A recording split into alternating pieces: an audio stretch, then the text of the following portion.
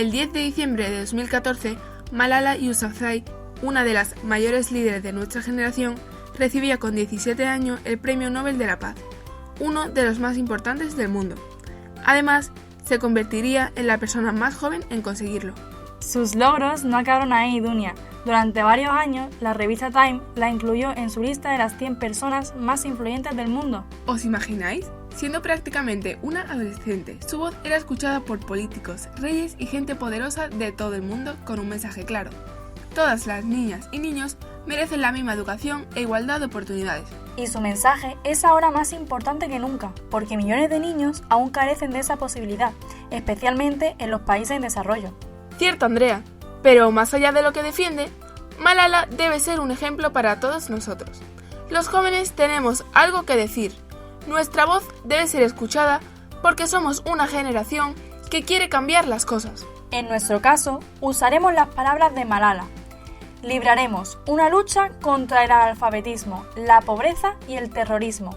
Tomaremos nuestros libros y lápices, porque son las armas más poderosas. Bienvenidos una vez más a La Voz de tu Generación. Soy Dunia María Groh. Y yo, Andrea Gago.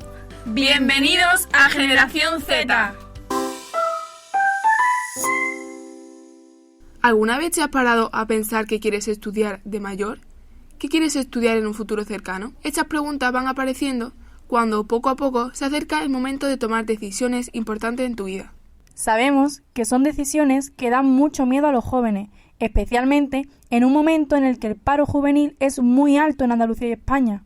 Pero tranquilos, en el episodio de hoy vamos a ayudaros a orientaros en este laberinto llamado mundo laboral, dando algunas pistas para conseguir un futuro brillante. Hablaremos sobre cómo tomar decisiones a la hora de escoger nuestro camino después de la secundaria, de las características que debe tener un buen currículum o de la importancia de las redes sociales a la hora de buscar trabajo. Para ello, contamos con una especialista en este tema, Cinta Bellerín, licenciada en Pedagogía por la Universidad de Sevilla, máster en Recursos Humanos y profesional con más de 20 años de experiencia en el mundo de la selección de personal. Cinta, bienvenida a Generación Z. Muchísimas gracias, encantada de estar con vosotras. Eres una gran conocedora del mundo del trabajo. ¿Qué talentos y conocimientos crees que son fundamentales para los jóvenes de hoy? Más que talentos y conocimientos, yo hablaría de habilidades.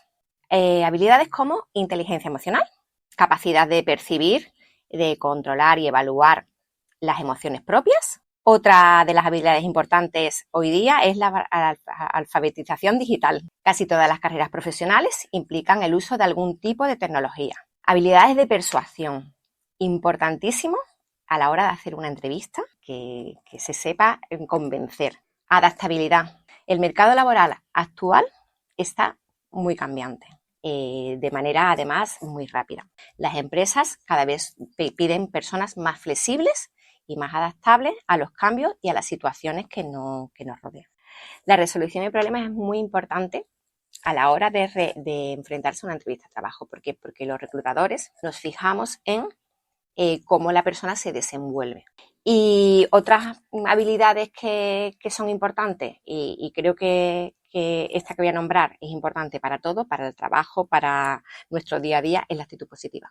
Confianza en sí mismo. Igualmente se transmite en una entrevista de trabajo, cuando una persona está dubitativa o cuando una persona es segura de sí misma y confía plenamente en ella. Desde siempre se ha dicho que los idiomas son muy importantes a la hora de tener un trabajo, que si no tienes el B1 de inglés no puedes trabajar. ¿Es eso verdad? ¿O en algunos casos puede no ser así? Por mi experiencia, yo recomiendo a todo el mundo idiomas. ¿Por qué? Porque además cada vez más se requieren para cualquier posición. Pero sobre todo porque también te diferencias de otros candidatos. Siempre hay que buscar la diferencia. Y es verdad que prácticamente hoy día los jóvenes tienen idioma, fundamentalmente en inglés. Si hubiese otro idioma más, pues sería fantástico. No solo porque cada vez se requiere más, sino por marcar la diferencia también. Algunos compañeros del colegio están a punto de decidir qué estudiar tras la secundaria. La clásica duda es, ¿bachillerato o ciclo formativo? ¿Qué consejo les darías? Es una pregunta difícil. Una pregunta difícil porque Al final, que se estudie bachillerato o formación profesional depende de los objetivos que cada alumno quiera conseguir. La formación profesional es muy práctica y además es muy especializada, entonces es una opción perfectamente válida. Pero claro, cada uno tiene que reflexionar e informarse y evaluar qué es lo que quiere hacer, cuál es su proyecto de futuro. Desde siempre, los ciclos formativos han estado muy mal vistos en España. Parece que solo los escogen los que son malos estudiantes. ¿Es un mito o una realidad? Es un mito que viene arrastrándose desde hace muchísimos años, desde que yo estaba estudiando. Es verdad que es un mito. Y sobre todo actualmente hay que tener en cuenta que estudiar una formación profesional ha dejado de ser visto como una opción y se plantea como una alternativa bastante válida, con uno de los mejores niveles formativos que tenemos actualmente en España. Además, desde hace unos años tenemos la formación profesional dual, que me parece que es una idea fantástica, porque a la vez que te estás formando, estás poniendo en práctica en una empresa todos los conocimientos que estás en el aula día a día. Entonces, me parece fantástico para el alumno y fantástico también para la empresa. ¿Por qué? Porque tiene una persona que se está formando y a la vez se está formando en su empresa. Antes de continuar con la siguiente pregunta, me ha surgido una duda, que es si los ciclos formativos te aseguran un trabajo de por vida más que bachillerato. Buena pregunta. Ojalá pudiese contestarte. Lo que sí es verdad que al ser los ciclos formativos más especializados, al final acabas siempre se ha dicho, con un oficio. Oficios ahí y se siguen necesitando. Es decir, que es una opción bastante válida. Ahora, para toda la vida, yo no me cogería los dedos diciendo si es para toda la vida, pero la verdad es que es una muy buena opción. Y para la hora de la persona que coge a sus trabajadores, ¿qué les suele gustar más? ¿Que tenga más estudio o más práctica? Mira, que tenga actitud. La actitud es fundamental. Yo llevo 20 años y cuando tú te encuentras un candidato con una buena actitud, puede ser un candidato que tenga menos experiencia o no tenga idiomas o no tenga máster, pero tiene una buena actitud, hace una buena entrevista. Eso para mí es fundamental. Los jóvenes usamos las redes sociales para divertirnos y compartir nuestro día a día, pero sabemos que tienen muchas más utilidades. ¿Cómo podemos usarlas para que nos sirvan como herramienta para nuestro futuro laboral? Muy buena pregunta, porque las redes sociales hoy día es fundamental para buscar trabajo y para daros visibilidad. La red profesional por excelencia es LinkedIn. ¿Qué es lo que hace LinkedIn? Una vez que empecéis y que os focalicéis ya en lo que queréis hacer, pues ampliar la red de contacto. Con LinkedIn también tenéis acceso a las ofertas de trabajo y de hecho yo el 90% de los procesos de selección que hago los hago a través de LinkedIn. También a nivel de comunicación. ¿Por qué? Porque aunque sea comunicación escrita, vais a interactuar con muchas personas, vais a mandar mensajes, vais a subir contenido, con lo cual la comunicación también es muy importante, trabajarla con LinkedIn. Cuando hablamos de dar contenido, ¿cuál es el contenido que más atrae al seleccionador? Bueno, pues subiendo contenido relacionado con tus estudios, con tus intereses.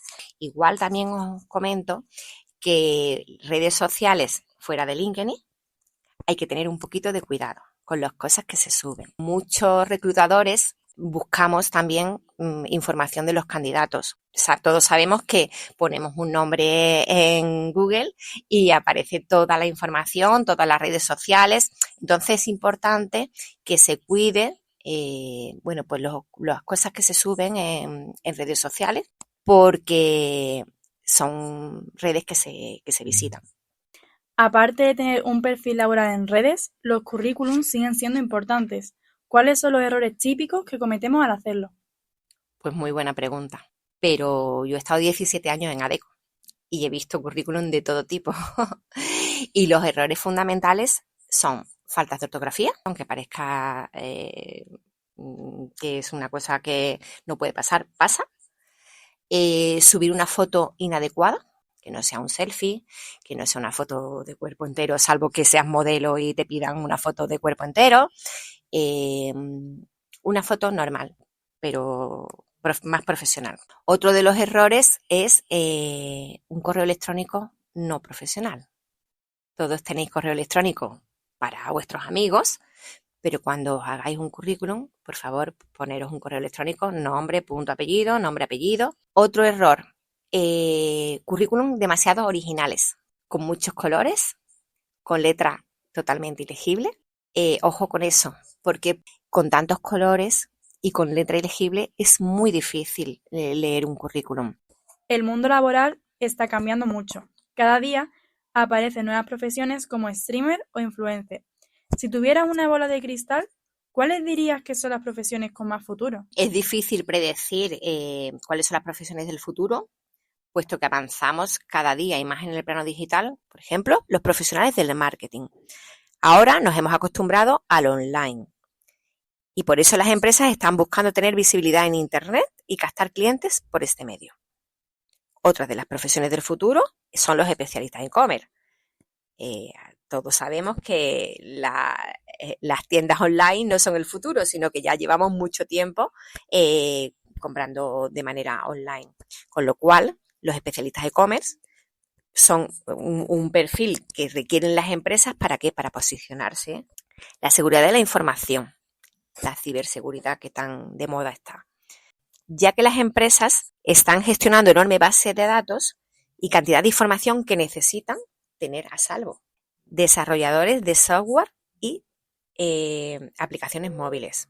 Especialistas en salud mental. Cada vez está más normalizado el acudir a un psicólogo. Y máxime después de la pandemia. Y su demanda se ha disparado últimamente. Y una noticia que leí hace tiempo y me llamó mucho la atención es que 80.000 médicos se jubilarán en 10 años. Ahí lo dejo. Como sabes, este podcast ha nacido del grupo de oratoria y debate de nuestro colegio. ¿Qué importancia tiene la expresión oral y la comunicación a la hora de enfrentarse a una entrevista de trabajo? Lo primero que quiero decir es que me encanta que haya esa asignatura o esa extraescolar. Me encanta porque me parece fundamental para los estudiantes, fundamental. Porque da mucha soltura, porque os atrevéis a hacer cosas que antes a lo mejor no os atrevíais a hacer.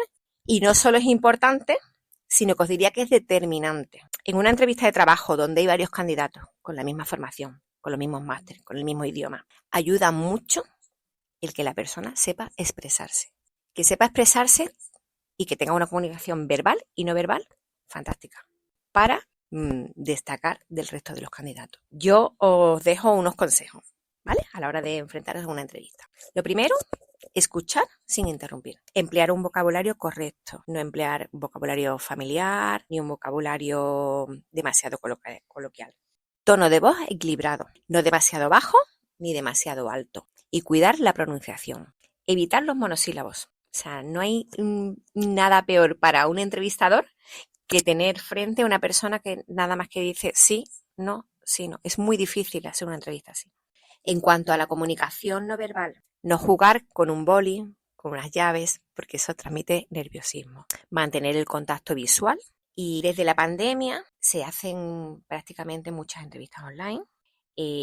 A la hora de hacer una entrevista online también hay tips que tenéis que conocer. Asegurarse de tener controlado todo lo relacionado con la tecnología. Media horita antes de conectaros a una entrevista online, pues hacéis pruebas de que el sonido va bien, de que la imagen se ve bien. Utilizar fondos neutros y luminosos. Vestirse como si fuese una entrevista presencial. Mantener el contacto visual con la cámara.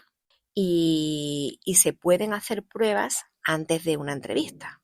Es decir, os podéis poner delante de vuestro ordenador haciendo una prueba, viendo cómo dais en la cámara, si os ve bien, si no, podéis hacer pruebas. Pero la entrevista online, y sobre todo ya cuando vosotros empecéis a hacer entrevistas, va a ser una opción bastante buena. Como siempre, cerramos nuestras entrevistas con una última pregunta. ¿Quieres añadir algo más? Bueno, primero daros las gracias a vosotras, porque ha sido un rato muy, muy, muy agradable. Como consejo os diría, poner siempre todo el corazón en las cosas que hagáis y siempre irán las cosas bien. Ha sido todo un placer. Como placer esperamos que haya sido escucharnos en un nuevo programa de Generación Z. El mes que viene volveremos con nuevos temas y protagonistas que nos ayuden en esta difícil profesión de ser jóvenes. Hasta entonces, sed felices.